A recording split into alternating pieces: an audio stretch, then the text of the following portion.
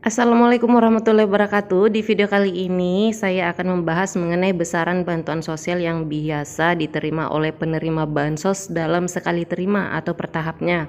Karena sedang beredar berita seperti ini, judulnya Bansos PKH Mei 2023 sudah cair dan cek penerimanya bantuannya hingga 3 juta rupiah. Syaratnya terdaftar di DTKS Kemensos. Nah, ini untuk salah satu contoh berita yang beredar ya, untuk judul beritanya. Kemudian ada lagi di berita yang berbeda, di media yang berbeda, tapi kurang lebih sama untuk isi beritanya. Tetap menjelaskan bahwa untuk penerima bansos itu bisa mendapatkan 3 juta rupiah. Nah, ini dia untuk judul beritanya. Alhamdulillah bansos PKH dan BPNT Mei 2023 cair hingga 3 juta rupiah. Cek penerimanya katanya. Nah, sehingga dengan adanya beberapa berita atau media yang menyebarkan berita dengan judul yang seperti ini, saya dihujati pertanyaan oleh penerima bansos yang lainnya. Emang benar ada penerima bansos yang bisa mendapatkan 3 juta rupiah sekali terima. Nah, dia minta dijelaskan untuk komponennya, dia memiliki komponen apa saja, sehingga sekalianlah saya buat di video ini juga. Jadi kepada semuanya pastikan juga nonton videonya sampai habis ya, agar bisa menambah atau kita belajar bersama-sama mengenai jumlah bansos, cara perhitungan nominal bansos, sehingga tidak menimbulkan gagal paham di luar sana atau tidak menimbulkan kecemburuan sosial apabila salah satu dari penerima bansos ternyata ada yang menerima hanya Rp200.000 per tahap atau hanya menerima Rp225.000 per tahap.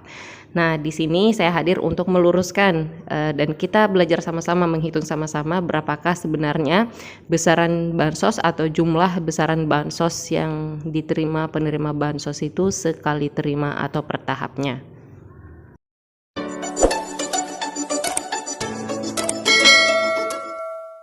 Oke, jadi di sini coba kita hitung sama-sama. Contohnya di sini yang pertama adalah keluarga A.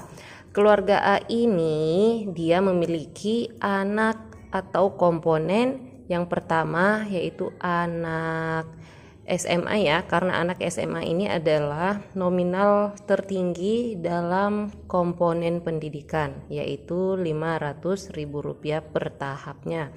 Kemudian anak keduanya yaitu anak usia dini atau anak balita, yaitu besaran bansosnya sebesar Rp750.000. Nah, kemudian ditambah lagi ayahnya atau suaminya si keluarga A ini, si ibu A ini sudah lansia yang berusia di atas 60 tahun sehingga dapat terhitung juga sebagai komponen, yaitu Rp600.000. Nah, ini adalah contoh kasus untuk komponen yang terbesar yang biasanya cair di PKH ya. Karena apabila ia memiliki balita 2 orang, maka tidak bisa dihitung keduanya apabila ia memiliki salah satu anak sekolah. Tapi misalnya nih, dia tidak memiliki komponen lain, hanya memiliki balita 2 orang, itu bisa dihitung. Nah, selanjutnya ini kita total dulu berapa total keseluruhannya.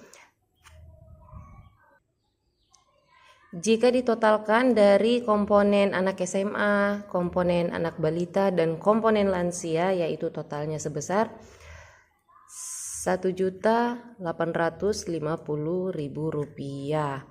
Nah, kemudian apabila si ibu A ini bansos BPNT-nya juga sekaligus cair, yaitu alokasi untuk 3 bulan, berarti ditambahkan di sini untuk BPNT Rp600.000. Oke, totalnya sekarang dari bansos PKH ditambahkan dengan bansos BPNT yaitu sebesar Rp2.450.000. Jadi ini adalah jumlah terbesar bansos yang diterima oleh penerima bansos per tahapnya. Jadi tidak bisa sampai 3 juta sekaligus cair ya, maksimalnya segini. Beda lagi kalau seperti di tahun-tahun sebelumnya, yaitu ada bansos BLT BBM, ada juga bansos BLT minyak goreng, berarti ditambahkan lagi Rp300.000. Tapi apabila ditambahkan lagi Rp300.000, tetap jumlahnya tidak bisa mencapai 3 juta ya, hanya total keseluruhan yaitu Rp2.750.000. Berikutnya coba kita hitung lagi, misalnya ini adalah keluarga Ibu B. Ibu B ini ia memiliki komponen yang pertama yaitu anak balita, yaitu total bansosnya Rp750.000. Selanjutnya Ibu A ini ternyata dia hamil. Untuk kehamilan kedua itu masih dihitung ya. Nah, jadi untuk ibu hamil itu total bansosnya sebesar Rp750.000 juga. Nah, apabila di dalam satu kakak Ibu B ini ada lagi lansianya nih. Kalau lansia itu bansosnya sebesar Rp600.000. Nah, kenapa saya ambil contoh kasus seperti ini? Karena apabila Ibu B ini misalnya ia memiliki komponen anak sekolah, maka salah satu dari komponen anak balitanya ini atau komponen ibu hamilnya ini sudah tidak dihitung lagi ya, apabila ia memiliki salah satu komponen anak sekolah. Nah, sehingga untuk kehamilan ketiganya sudah tidak dihitung lagi sebagai komponen. Jadi ini anggap saja Ibu B ini belum memiliki komponen anak sekolah, sehingga yang dihitung yaitu adalah komponen anak balitanya dan untuk kehamilan keduanya. Kemudian di dalam satu kartu keluarganya terbilang lagi ada satu orang lansia. Jadi jika ditotal ini jumlah bansosnya sebesar yaitu Rp2.100.000.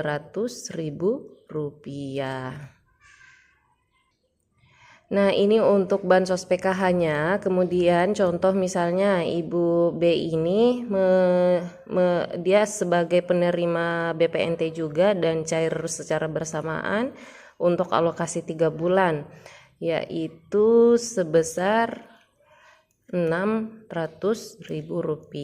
Jika ditotalkan untuk bansos PKH-nya 2.100.000, BPNT-nya Rp600.000, berarti totalnya sebesar Rp2.700.000. Jadi tetap belum bisa menggenapi 3 juta ya.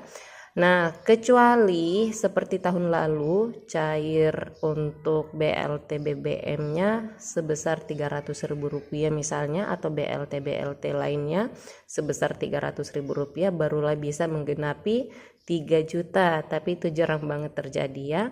Nah, jadi dari besaran bansos Ibu B ini maksimal Rp2.700.000 ini per tahap ya. Kita di sini membahas pencairan bansos sekali terima atau per tahapnya. Ibu B ini maksimal dapatnya Rp2.700.000, sedangkan Ibu A ini dapatnya Rp2.750.000. Jadi belum bisa menggenapi 3 juta sekali terima atau per tahapnya. Nah, kecuali kalau dihitung per tahun, ini untuk indeks bantuan per tahunnya. Kalau kita berbicara per tahun, sudah jelas di sini untuk kategori ibu hamil, kategori anak usia dini, yaitu besaran bansosnya 3 juta per tahun. Nah, per tahun ini 4 kali cair ya, jadi bukan sekali terima. Oke, itu saja. Terima kasih banyak yang sudah menonton video ini sampai habis. Semoga bermanfaat dan mohon dukungannya untuk klik like dan share ke seluruh sosial media yang Bapak Ibu punya, agar penerima bansos yang lainnya juga bisa mengetahui informasi ini. Sekali lagi terima kasih banyak dan sampai ketemu lagi dengan saya di video selanjutnya. Wassalamualaikum warahmatullahi wabarakatuh.